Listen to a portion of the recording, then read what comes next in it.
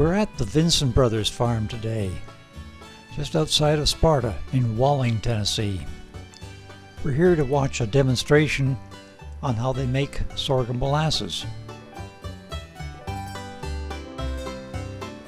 This is a family-run farm, and the antique equipment and methods they're using here today are the same as what's been used in the past.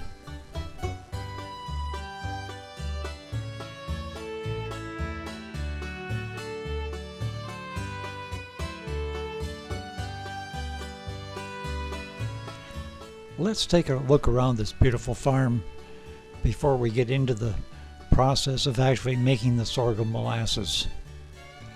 There's a pretty unique blend of old and new,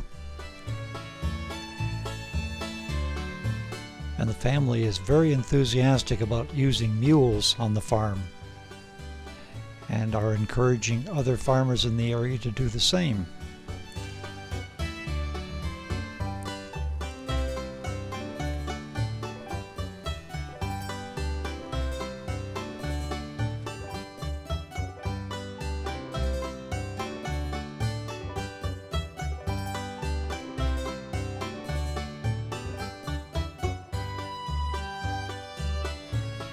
They have a display of mule-drawn equipment used on the farm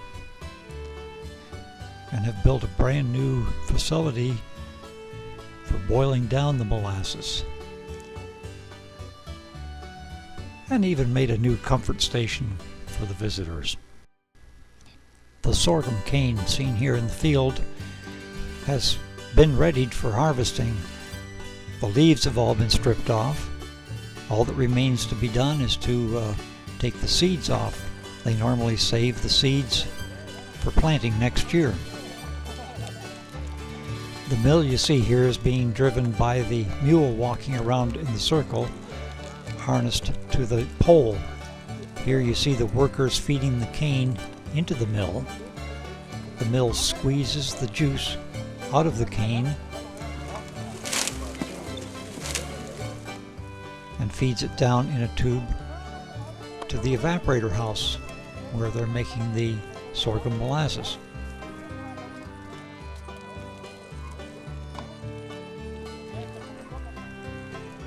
They have two mills operating today, and both of them are feeding the juice into a common pipe that goes down to the evaporator house. If you look closely, you'll see here where the pipe is above ground, where it's going down to the evaporator house.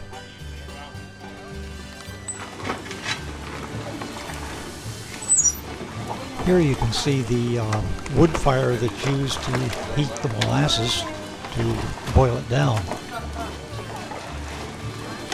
It's very important to maintain the proper heat, because if the pans are overheated, it will burn the juice and the molasses would not taste good at all.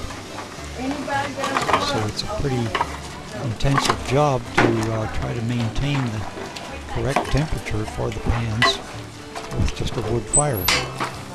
It sure takes a lot of wood to heat down like that.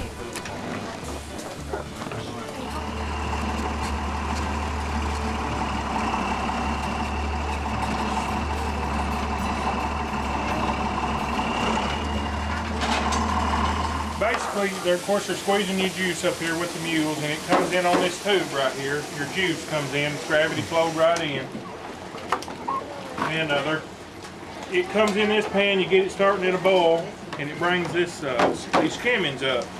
It's on green foam, and you have to get it off. And then they're dipping it over pan to pan. They just pulled a fresh batch off, and then you take each pan and go to the next pan with your liquid. And it takes about 30 minutes to a pan to cook it down. That's straining it there too. Yeah, it runs through that strainer. If there's any filth or trash or anything, it catches it right there. How many years y'all been doing this here? This is just their first year of doing this. They've been around it and done it for a long time. Mike's brother Leroy's not here. He's cooked. Bill used to cook a long time ago. Sherry's dad, Bill Howard, he's cooked, and Terry and Scotty and me, we're just kind of learning. So.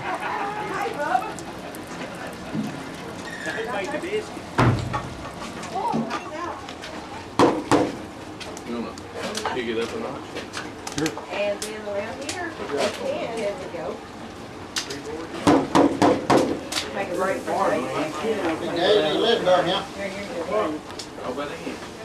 What we do when we get, I don't know if I'll be able to. What we do when we get done, when the molasses are done cooking and they get the right stage, we pull this wooden peg out.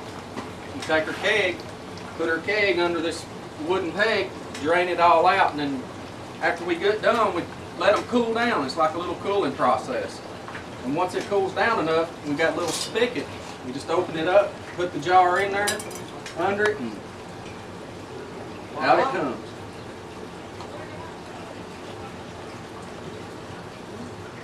And that's the process.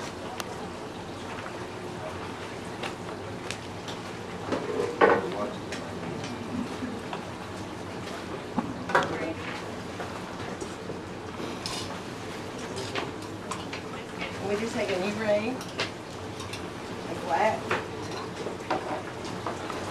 and put on there. And then we put our lip on, which is fancy brush. And we have them in pints with a handle, or we have them in a quart. And we've even got a few half gallons that we're doing. And last week we had gallon size, but I don't have any this week. And we have a tin can for people that like tin cans. We have these in quarts and pints. And so far we've probably done 25 to 30 gallons of cooking, and we've sold out almost every weekend. But we're trying to get some ahead. So this winter, if you get me some, I hope that you'll call us for some. Now, what is it you're cooking on the wood stove? They've got there's pinto beans and white beans and turnip greens. Oh, right. Cooking right on the wood stove. Of course, they had biscuits baking in the oven early this morning. They're keeping some stuff warm down there now. Okay. They're trying to get them out. Whatever you want to. I mean, they're warm. I mean, they're hot. You better watch them. Okay, get some fire going. But that wood stove was made in about, was it 1900 when that lady said? 1920 model. Yeah, it's a 1920 model wood stove. Okay.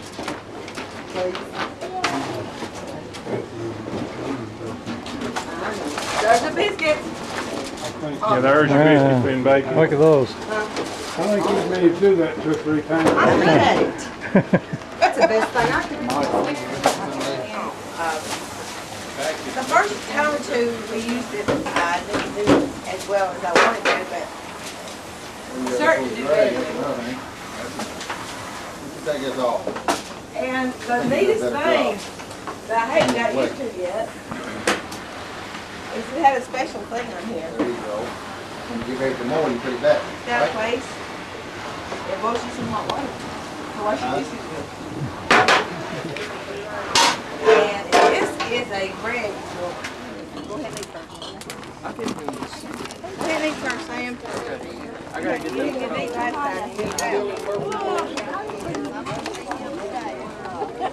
That's pretty good.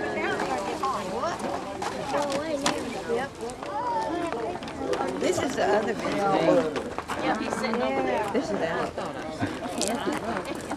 Sitting there in the sun, that's why I can't You know run. what I'm saying? Showing you glasses. Here you go, sir. Yeah, here you go, Bubba. There's mine. Okay. Look, no All right.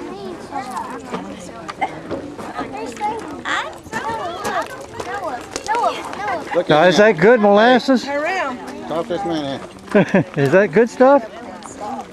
Yeah, That sun's awful bright, isn't it? that's good. Right where you at, sis? Hold a can up there, Alec. There he goes.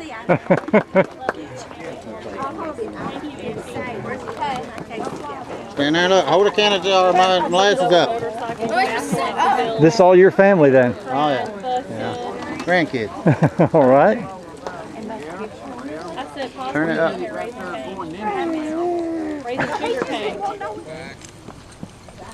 The first pair of mules has been unhitched and taken over to the barn for a well-deserved rest.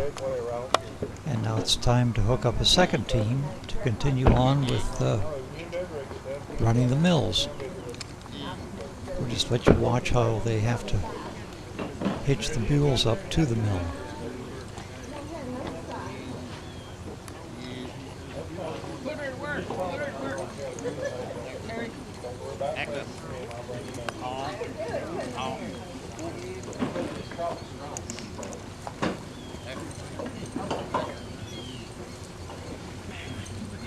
Find that marker.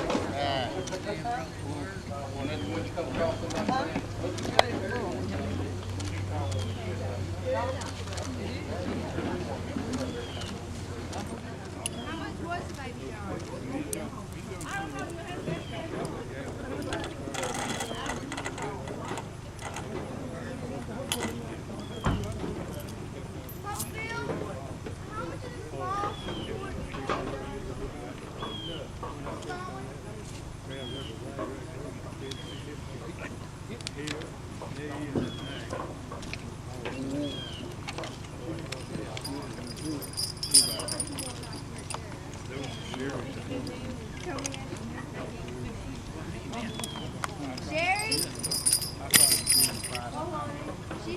He said whatever you want him to be.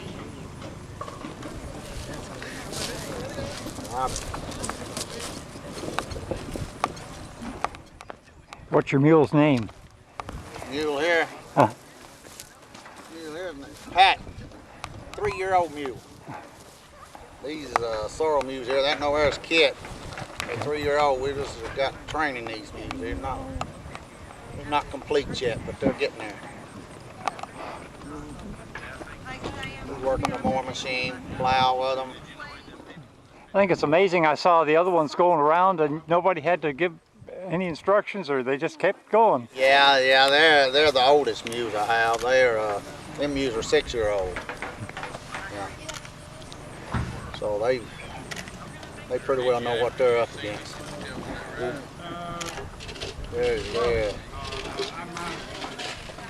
Pretty well you can work in without lines.